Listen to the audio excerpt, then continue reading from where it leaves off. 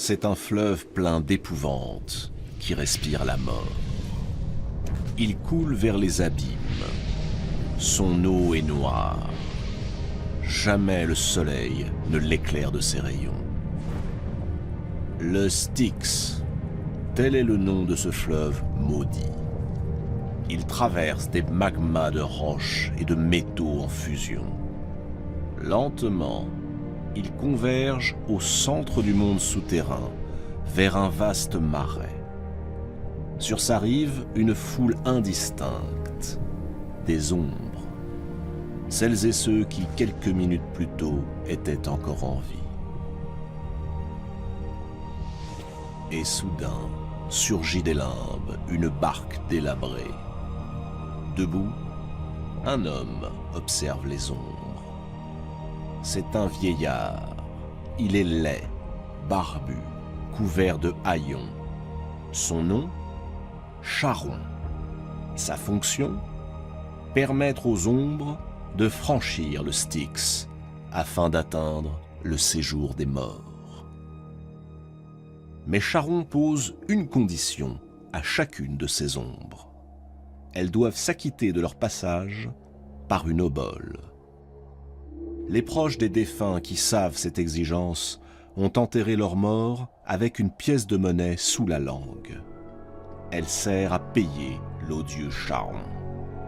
Ceux qui ne peuvent pas payer sont voués à attendre éternellement sur la rive.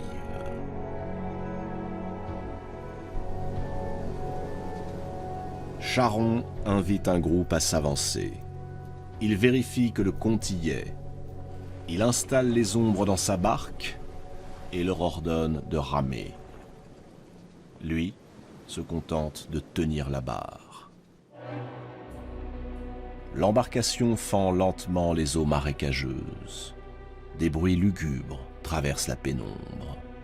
On entend le fracas des chaînes et des plaintes et des sanglots.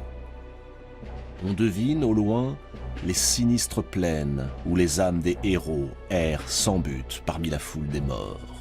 Leur seul plaisir est dans les libations de sang que leur offrent les vivants. Lorsqu'ils boivent, ils se sentent presque redevenir des hommes. La barque vient d'accoster. Charon abandonne ses passagers à leur sort et repart. Soudain, une créature apparaît devant les ombres. Un chien à 3 têtes, immense. Ses yeux sont des braises, son pelage ressemble à une armée de lances. Cerbère, le terrible Cerbère, est chargé de surveiller la porte des enfers. Il lance des aboiements qui remplissent les morts d'une vaine terreur.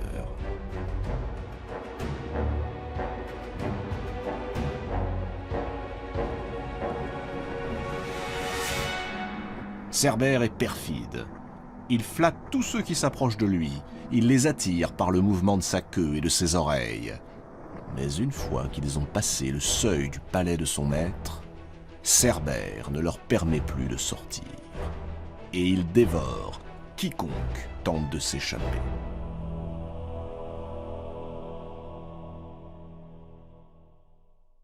C'est sur ce monde dont on ne peut s'évader que règne le seigneur de la mort, Hadès. Hadès, fils de Rhéa et de Cronos, frère de Zeus. Hadès, le dieu qu'on ne nomme pas. La crainte qui l'éveille est si grande que l'on préfère taire son nom et ne l'évoquer qu'à travers toutes sortes de sobriquets. L'hospitalier, le renommé, le bon conseiller, ou encore le Zeus souterrain. Ce royaume des morts, Hadès ne l'a pas souhaité, pas un seul instant. Il lui fut dévolu après que Zeus se soit emparé du pouvoir et qu'il ait décidé de partager l'univers avec ses frères. Zeus, à tout seigneur, tout honneur, s'attribua le monde des hommes et le monde céleste. Poséidon reçut le monde marin. Et c'est à lui, Hadès, que fut confié le monde souterrain. cette demeure, même les dieux l'ont en horreur. Comme tout roi qui se respecte, Hadès tient dans sa main un sceptre, avec lequel il gouverne sans pitié les âmes des défunts. Ici, dans les entrailles de l'enfer, entouré de divinités grimaçantes, ses servantes, ses messagères, Hadès édicte ses lois au peuple des ombres. Des lois aussi simples qu'implacables. Une fois les ombres jugées, elles sont dirigées vers l'une des 3 routes qui serpentent à travers les souterrains. La première mène au champ d'Asphodèle, là où réside la grande majorité des âmes imparfaites, ni bonnes ni mauvaises, pas le reflet des vivants. La deuxième route descend jusqu'au Tartare, le lieu le plus profond du gouffre souterrain. C'est là que se trouvent les pires criminels, les titans et les géants, les hécatonchires, tous ceux, mortels ou dieux, qui osèrent défier Zeus. Et enfin, une petite minorité emprunte la 3e route, celle qui mène aux Champs-Élysées, une sorte de paradis. Il y règne un printemps éternel, plus de douleur, plus de vieillesse. L'haleine des vents ne s'y fait sentir que pour répandre le parfum des fleurs. Des bocages embaumés couvrent de leurs ombrages les morts fortunés. Mais en vérité, même ici, les morts continuent de regretter la vie.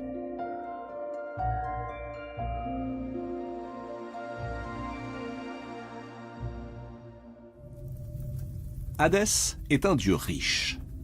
Il est entouré de pierres précieuses et de métaux rares, or, diamants, rubis, mais il ne possède rien à la surface de la terre. Là-haut, les mortels ne lui édifient aucun temple, ne lui consacrent aucun autel, et le culte qu'ils lui rendent parfois ne se déroule que la nuit. Ce sont des cérémonies sans joie, sinistres, au cours desquelles on sacrifie des animaux en nombre pair, toujours de couleur noire, et la tête tournée vers le bas. Hadès est seul. Personne ne supporterait de vivre dans cet univers, entouré des rumeurs qui traversent cette sinistre pénombre. Personne. En tout cas, pas de son plein gré. Et puis, Hadès ne sait rien de ce qui se passe dans le monde supérieur ou dans l'Olympe. Il ne s'y rend presque jamais. Les seules nouvelles du monde qui lui parviennent sont celles de mortels lorsqu'ils frappent le sol de leurs mains en l'invoquant par des jurons et des malédictions. Hadès règne donc en solitaire, mais il éprouve parfois le besoin de quitter son palais infernal pour régler lui-même une affaire ou tout simplement pour respirer l'air d'en haut. Un beau jour, alors qu'il vient de quitter les profondeurs de son royaume, Hadès, conduisant un char tiré par de splendides chevaux couleur nuit, va le long d'une plaine de Sicile, non loin de l'Etna. Il est indifférent aux rayons du soleil, au ciel dépouillé de nuages, à la beauté des paysages. Il chevauche, il traverse les plaines, les forêts et les vallons de Grèce. Tout à coup, une silhouette attire son attention. Il immobilise brutalement son attelage. Là, à quelques pas, une jeune fille d'une rare beauté est en train de cueillir des fleurs. Elle se nomme Perséphone, un nom qui signifie « celle qui cause la destruction ». Et cette jeune fille n'est pas n'importe qui. C'est la propre fille de Zeus et de Déméter, la déesse de l'agriculture et des moissons. Sur l'Olympe, où elle a parfois le droit d'apparaître, on l'appelle aussi Corée, qui veut simplement dire la jeune fille, la Vierge. C'est le coup de foudre. Le cœur d'Hadès s'affole. Il pourrait enlever la jeune fille, l'entraîner dans son royaume, mais ce ne serait pas convenable. Après tout, n'est-elle pas la fille de son frère? Hadès a beau être prince des ténèbres, on n'en a pas moins l'esprit de famille, et il respecte les lois. Hadès prend alors le chemin de l'Olympe. Il se rend chez Zeus. Une fois devant son frère souverain, il demande la main de Perséphone. Voilà une requête qui embarrasse fortement le roi des dieux. S'il refuse, il offense son frère. S'il accepte, Déméter ne lui pardonnera jamais. Zeus réfléchit. Il est désemparé. Il n'ose prendre parti. Alors il s'en sort par une pirouette. « Je ne peux ni t'accorder, ni te refuser mon consentement, » dit-il à son frère. Fort de cette réponse, qui n'en est pas une, Hadès s'estime libéré de toute contrainte. Il remonte sur son char. Le revoilà sur les chemins de Sicile qui mènent à la plaine d'Héna. Perséphone est toujours là, toujours en compagnie de nymphes. Alors, Hadès coiffe la cunée, le casque de l'obscurité qui rend invisible ceux qui le portent. Il disparaît. Quelques instants plus tard, tandis que Perséphone se penche pour cueillir une fleur, la terre s'ouvre brutalement sous ses pieds. Tiré par ses chevaux couleur nuit, le char du roi des ombres surgit du trou béant. Sans lâcher bride, Hadès saisit Perséphone par la taille, la soulève et l'entraîne dans le gouffre des morts et de la nuit.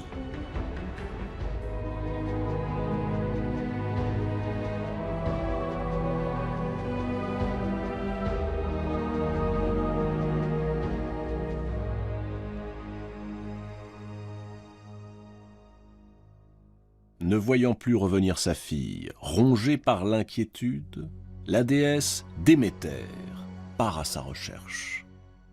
Elle interroge tous ceux qu'elle croise, mais nul n'ose lui dire la vérité. Ni les hommes, ni les dieux, ni les nymphes, ni les oiseaux. Personne. Jusqu'au moment où une vieille femme l'aborde. C'est la déesse Hécate. Hécate est une déesse au double pouvoir. Elle est à la fois la déesse de la fertilité et la déesse de la lune. Quand l'astre est plein, qu'il illumine la nuit et rend fous les hommes et les bêtes, alors, dit-on, Hécate indique le passage vers les enfers. Cette déesse se situe au carrefour de la bienveillance et du mal, de la fertilité et de la sécheresse. Elle est tantôt la bienfaitrice de l'humanité, tantôt l'annonciatrice d'une mort prochaine. Hécate est la seule des divinités à descendre parfois voir Hadès en sa demeure de son plein gré. Et voici Hécate qui s'approche de Déméter.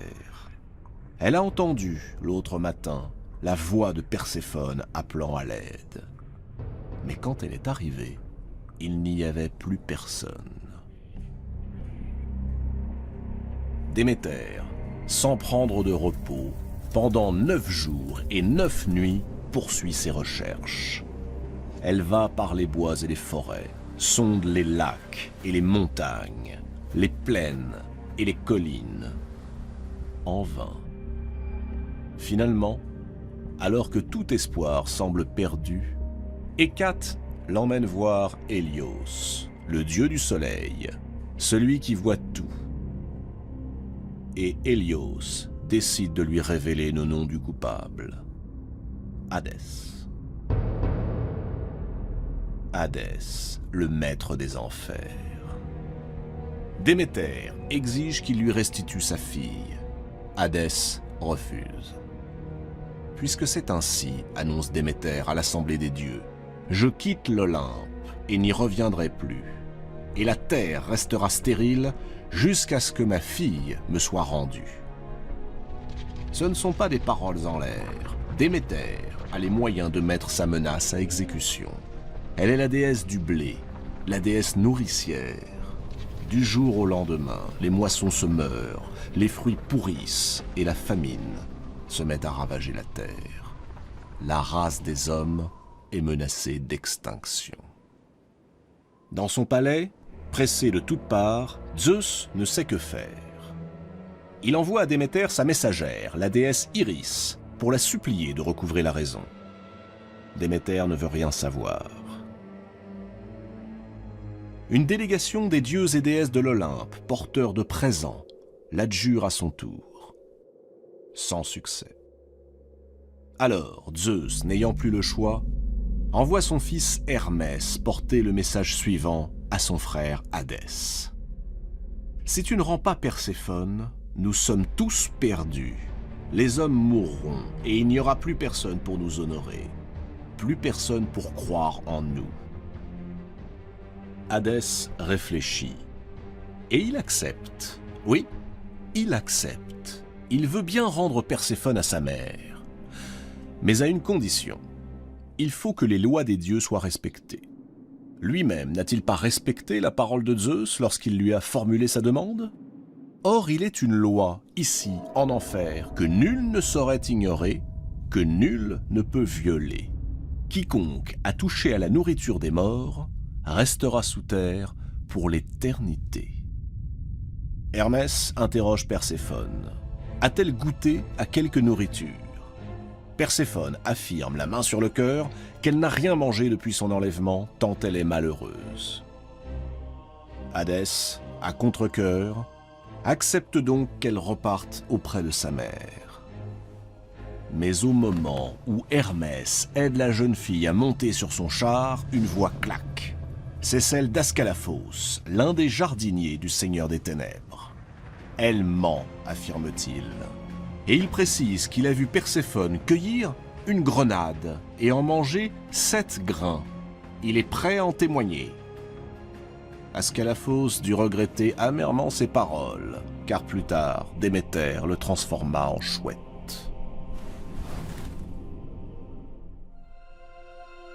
Pour l'heure, en tout cas, cette révélation change tout. Si Perséphone a goûté la nourriture des enfers, alors elle doit y rester. C'est la loi, et même Zeus ne peut l'enfreindre.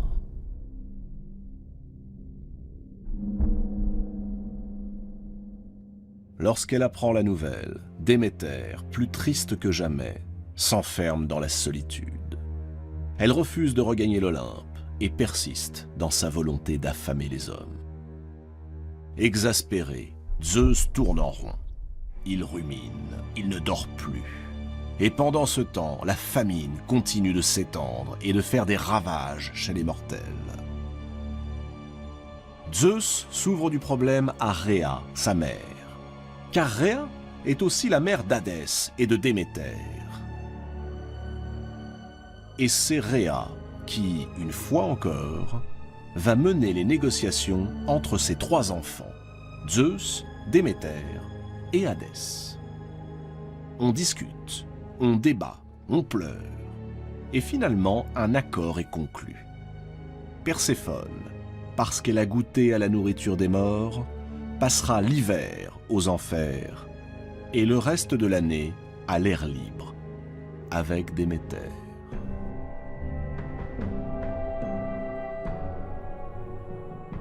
Voilà pourquoi, durant les mois où la mère et la fille sont séparées, la terre se glace. Plus rien ne pousse ni ne fleurit. C'est Déméter qui, loin de sa fille, s'exile de l'Olympe et refuse de nourrir les hommes. La nature attend le retour de Perséphone. Et c'est ainsi que Perséphone, la douce jeune fille qui aimait cueillir des fleurs sous le soleil de Sicile, est devenue la reine des enfers. Contre toute attente, le couple formé par Hadès et Perséphone est heureux. Perséphone prend son rôle de reine très au sérieux, et son rôle d'épouse également. Sa présence met en lumière une nouvelle image de la vie et de la mort, puisque la jeune femme se partage entre les 2 mondes, celui d'en bas et celui d'en haut. Mais ce mariage n'a pas amélioré la réputation du Seigneur des Enfers.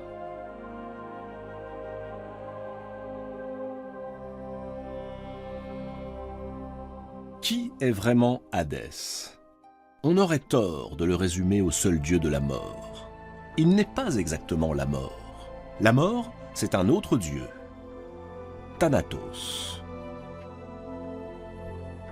Contrairement aux idées reçues, Hadès n'est ni satanique, ni malfaisant. Ce n'est pas lui qui tourmente ses sujets, ce sont les Érinies, les déesses de la vengeance, qui ne reconnaissent que leurs propres lois. Regardez-les, coiffées de serpents, armées de fouets. Ce sont elles, les Érinies, qui persécutent sans répit leurs victimes, jusqu'à les frapper de folie. Hadès n'y est pour rien. Lui, il gouverne le monde souterrain. Il règne sur ce royaume qu'il n'a pas désiré, mais qui lui fut attribué, contre son gré. Il est entouré de créatures monstrueuses aux fonctions bien précises. Par devoir, il se montre impitoyable. Mais il est aussi, en son cœur, sage, parfois tendre. Il peut ainsi faire preuve d'une certaine indulgence lorsqu'on sait lui parler. Pour preuve, cet homme qui vient de frapper à sa porte. Un visiteur venu de son plein gré, et avant que la mort ne le fauche. Il s'appelle Orphée. Guerrier, mais aussi poète et musicien, le plus célèbre de tous les temps. Sans armes ni violence, c'est par la grâce de sa lyre et de sa voix qu'Orphée vient de se frayer un chemin jusqu'au couple infernal. Orphée, après une vie d'aventures et d'exploits, a rencontré Eurydice, une nymphe à la grâce sans pareille. Frappé au cœur, Orphée a conçu pour elle une passion grandiose, démesurée, et il l'a épousée. Mais leur bonheur ne fut que de courte durée. Eurydice est morte.